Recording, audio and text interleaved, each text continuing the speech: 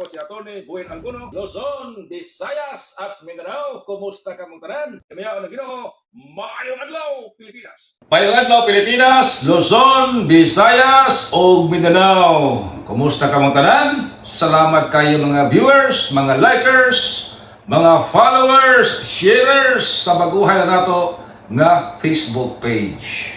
Ang Balaod at Batas. Unsa ang balaod? Ano ang batas? Shoutoutaan ngadto kang Tising Liamido, Ros Generalao, ni Risa Rabanes, Ameliani Miril o Glorita Pundok. Hoy, ato ang mga OFW, kumusta ang tanan? Gikas Pilipinas hangtod sa tibuok kalibutan.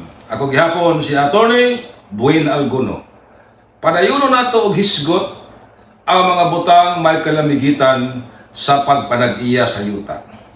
Laing dakong away kung ang tag-iya sa yuta makadiskubre nga ang yuta niya duna nay laing nagpuyo. Ayay, nagtipon og ang mga kaso nga tus korte. Gumikan anang problemaha. Sagad yun, ingon ana nga matang sa problema. Ang tag-iya ni adto pananglitan sa abroad, pagbalik niya, uy, gipuy ana maglain ang akong yuta. Problema pa usahay o di lang usahay, halos ingon ana gyud tanan ang sitwasyon. Ang tag-iya pa maoy nabintahaan kay illegal ang gipuy-an ayang yuta kadtong nang squat sa yuta mo panuoy agrabyado. So unsa may mga proseso nga angayan nga sundon pinasikan sa balaod. Kini ang atong pagahiskutan karon.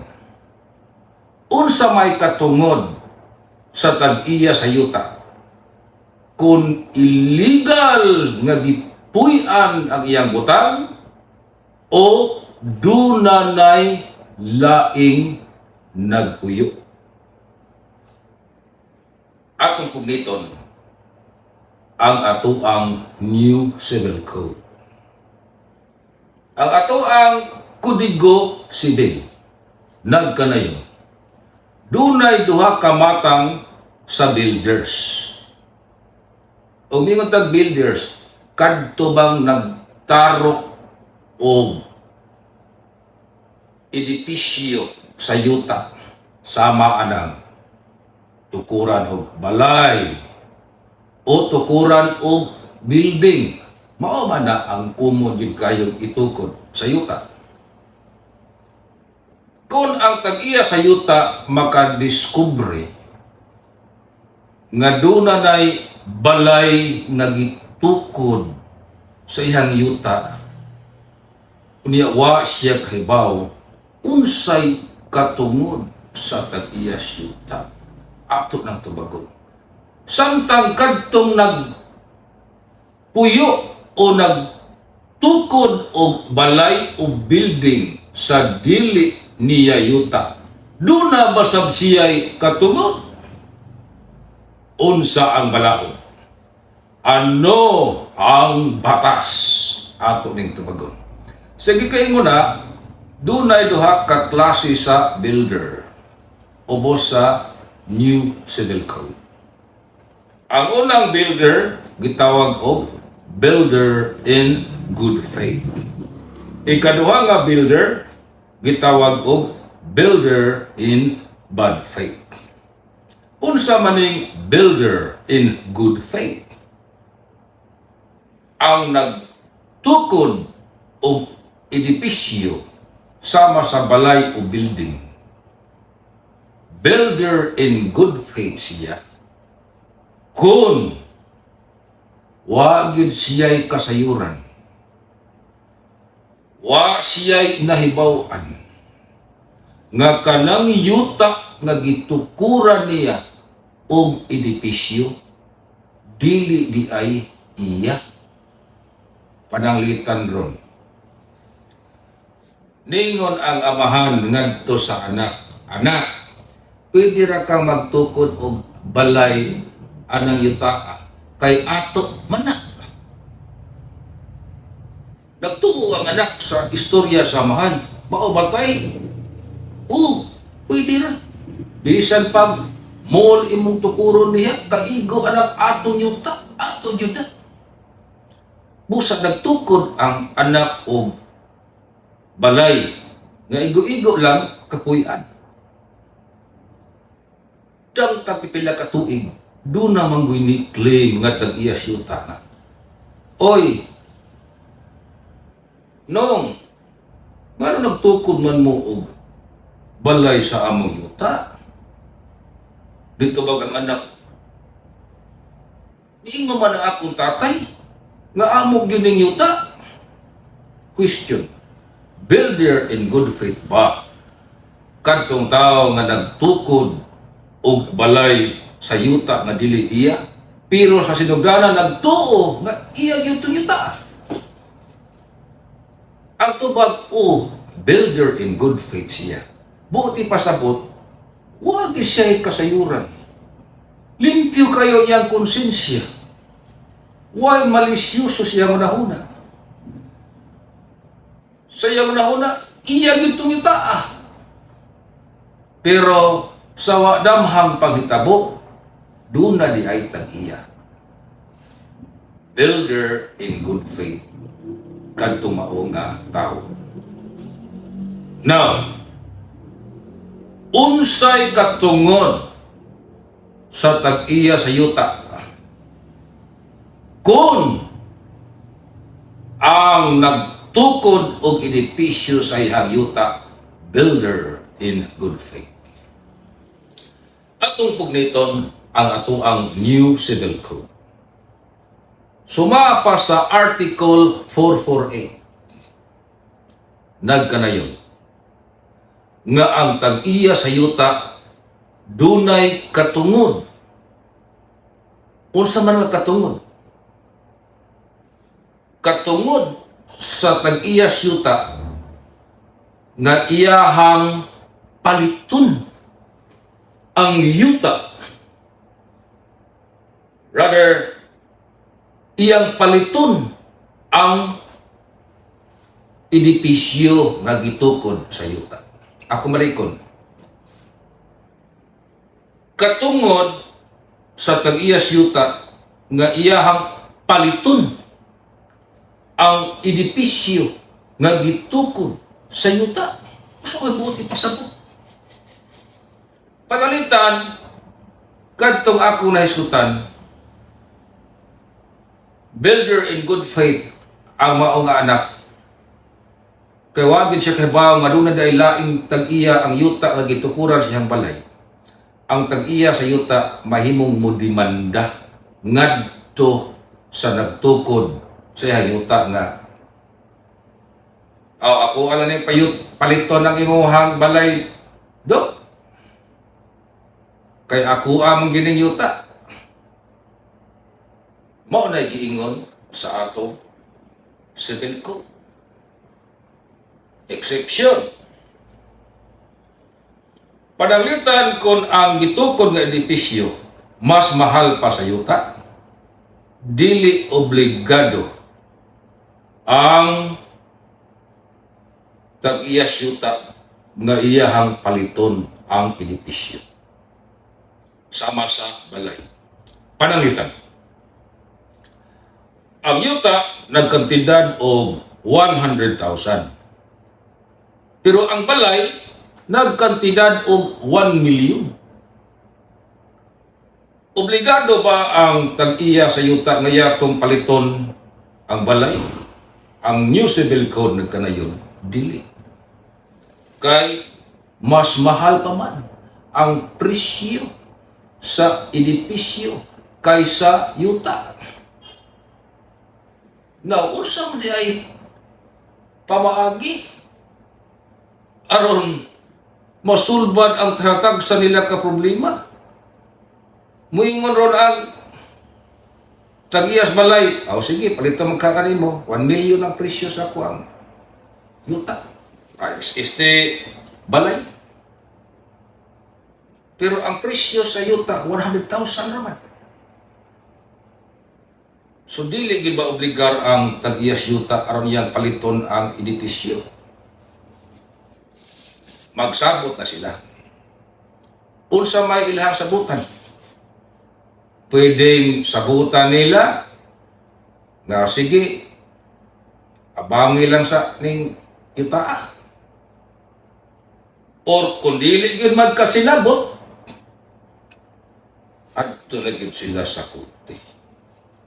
Mahimong ang tag-iyas yuta mo ay mo file og kaso para idemanda iyang katungod kay siya may tag-iyas yuta. O mahimo sa kadtong tag-iyas balay kay builder in good faith lagi siya mo file og kaso kay makabayad og danyo sa iyang balay. Or pwede siyang mo-claim na ako nagitag-iya ni. Kana mo ay problema, no? Usas na ko problema kung ang nakatukod og balay sa imuhang yuta, builder in good faith. Kung wagid siya kahibaw ba nga ang yuta nga yang giuyan, dili diya iya. Kaya magkasuhay kung maging natos korte o dili, magkasinabot. Lain mo tabi.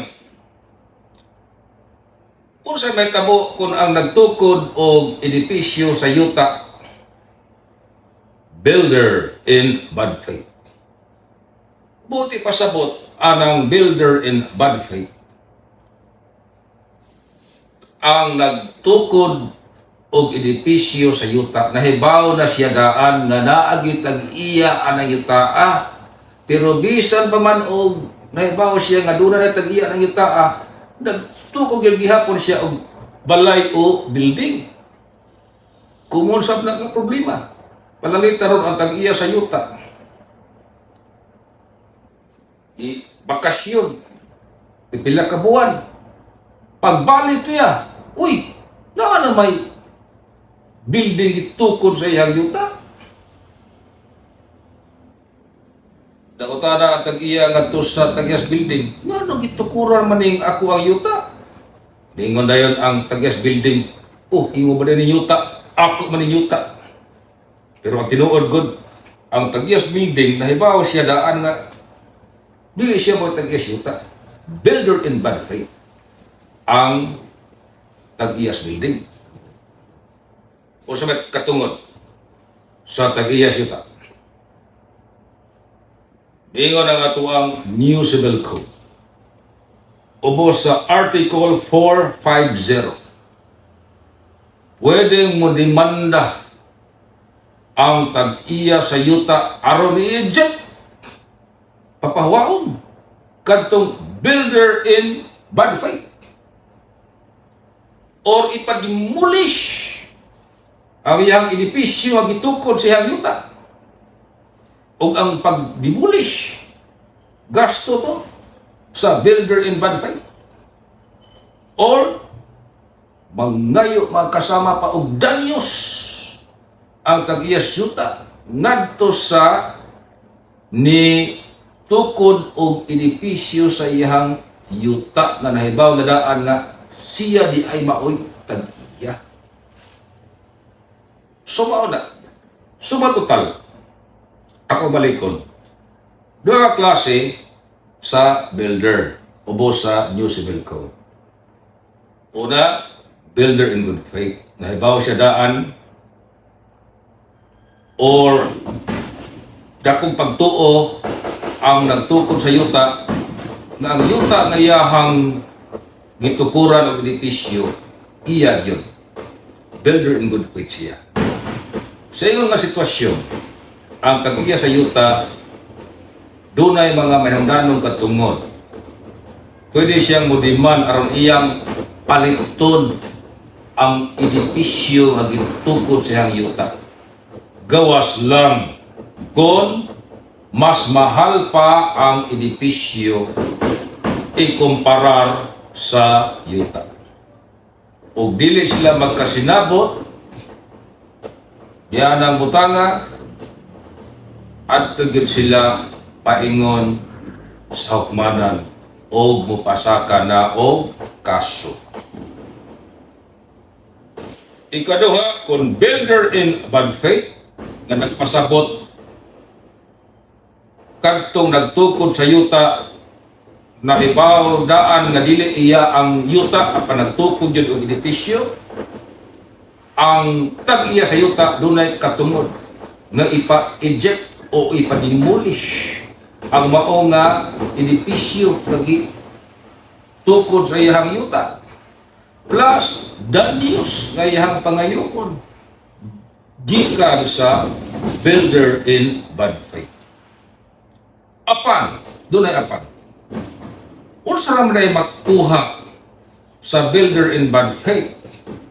Dapat siya katungod nga mangayo og bayad sa tag-iya sa yuta bisan pa man og builder in bad faith siya.